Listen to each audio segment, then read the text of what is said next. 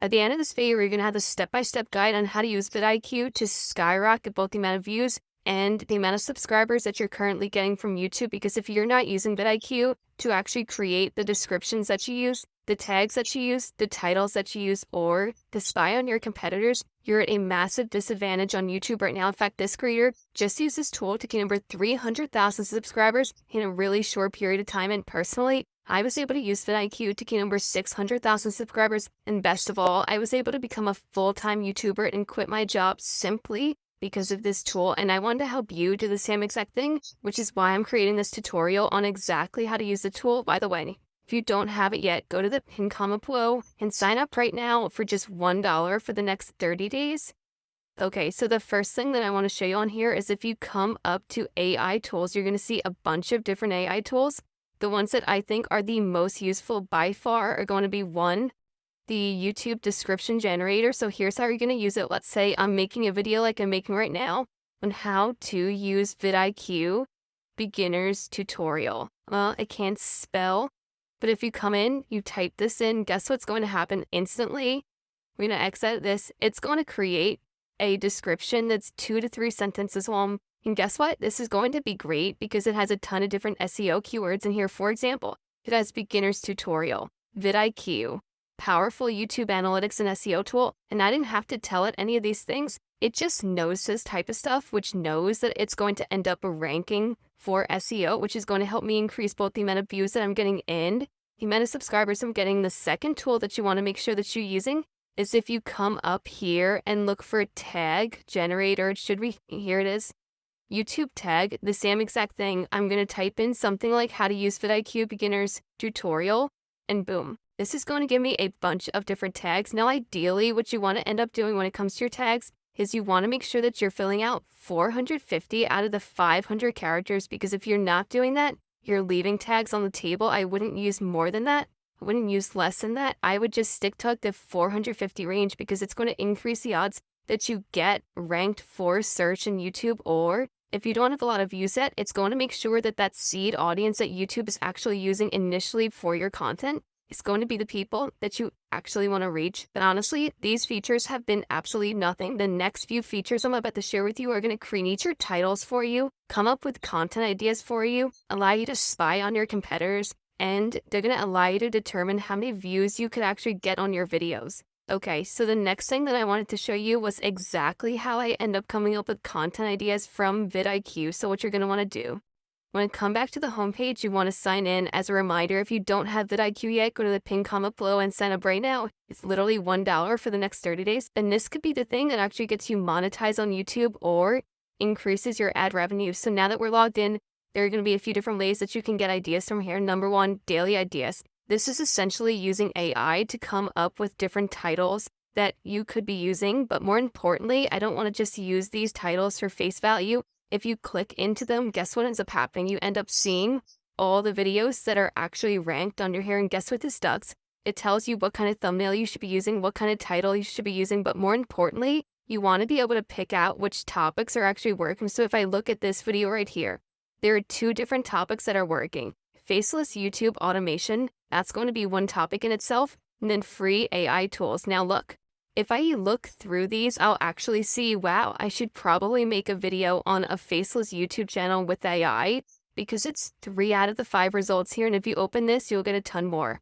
The second thing that you can do is if you come up over here, now this will give you also like daily ideas and things under here. But if we go under keywords and type in something like Facebook or faceless YouTube channel, this is really powerful. So it's going to tell you exactly what the search volume is going to be. Now, what I would recommend if you take this search volume, I would only go after things that have more than 25,000 searches a month, because how many views you get is actually going to be a function of this. So if we're looking at this keyword right here, 630,000, I would ignore this competition. It's great that they have that as a metric, but we're not going to be competing against anybody because we're going to be creating better content than them. So why do we care about the competition?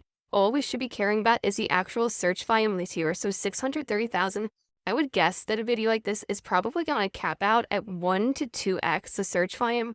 Let's test that hypothesis. So if we take this right here, bring this over to YouTube, we type this in here, faceless YouTube channel, We have 40,000, 172,200K, 481K.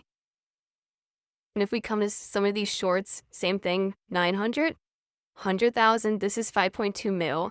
But I have a feeling that this is somebody that is not in the US, so he probably has, bigger reach to a larger audience. Again, 116, 127. So if we actually look at this, we'll see that we might cap out at this. So I would take this as like a 1 to 2x number, and that's going to determine how many views you could potentially get. But that's not the only thing you need to be focused on here. The second thing is coming over here to these related keywords, and similarly to what I was showing you with the daily ideas, if you then come down on here, it's going to show you all the titles that are working, all the thumbnails that are working, and here's a pro hack. If you want to come up with better hooks for your content, or you want to come up with better scripts for your content, if you click on one of these, it's going to pull up the video. If you copy this, then go to YouTubeTranscript.com. You enter the URL in here. Guess what this does? This is literally going to populate the whole entire transcript over here once that's done. So this guy actually disabled transcripts for this video. So he might have seen that somebody was going to do this. So let's actually come to a VidIQ video myself and try to do the same exact thing. Come over here, reload this website without this.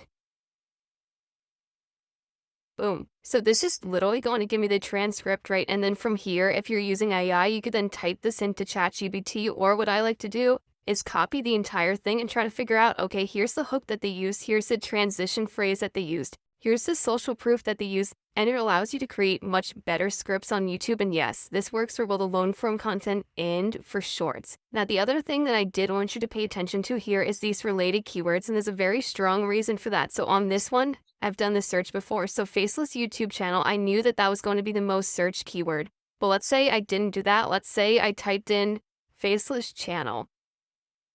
So this would only be 30,000, but then what I could do is come over here to the right, and it's actually going to tell me related keywords. And look, if I would have put faceless channel in my title, it would have massively decreased the amount of reach that I could get versus if I used faceless YouTube channel or YouTube automation. And if we click into here, guess what's going to happen? It's also going to change all of this. So you're going to be able to say, oh, YouTube automation step-by-step is actually better than YouTube automation tutorial. In fact, it's 10 times better. And then that's the type of research that you need to make sure that you're doing if you want to skyrocket the amount of views that you're getting. But again, we can't stop there because we haven't spied on our competitors yet. And the way that you're going to do that is you're going to come over to VidIQ. You are going to come up here. And again, they have all these different tools, but I recommend just using these ones because they're by far the best if you want to get more subscribers. In fact, these are the exact ones that I used to get over 40 million views from search, over 600,000 subscribers, and it allowed me to quit my full-time job to pursue YouTube full-time because I was getting views 24/7 because I was ranking for search. Now, if you want to spy on your competitors, you come over to competitors. From here, you can add all of these in, right? So you can search for different channels, like Jesse James West. Boom. So we can add him in there if he was a competitor. He's not a competitor. He's just the first person that came to mind, but we could add him in here. So what you want to do here, if you want to look at Think Media here, who's a competitor of mine, I can include my channel. I cannot include my channel, but essentially what I want to do is filter by this month, and I'll be able to see which one of their videos are actually getting the most views. And this is going to be incredibly helpful. Why? Because I might have made the mistake of just searching for them on YouTube, clicking on their videos, coming here, and this is what a lot of you do. Go to popular, and then guess what ends up happening? I'm only looking at this videos. I'm trying to recreate these videos, but that's without the context of what is actually getting the views right now, because I don't know if this thing might have been trending 2 years ago or 5 years ago in this case, and then I would have tried to recreate that video, and I would have been led down the wrong path instead. You pull up VidIQ. You can actually see which one of their videos are getting views right now, and ideally, you want to be focused on ones that are the oldest time period long, but still getting the most views per hour, because that's a signal that there's a large audience for that on YouTube, and that this audience is eating it up. You want to learn how I can personally help you grow on YouTube in the next 30 days to guarantee that you get more subscribers? Well, please watch this video right here. It's going to share with you exactly how we can work together one-on-one to guarantee that you grow and either get you monetized or get you closer to being monetized. What are you waiting for? Click right here and I'll see you over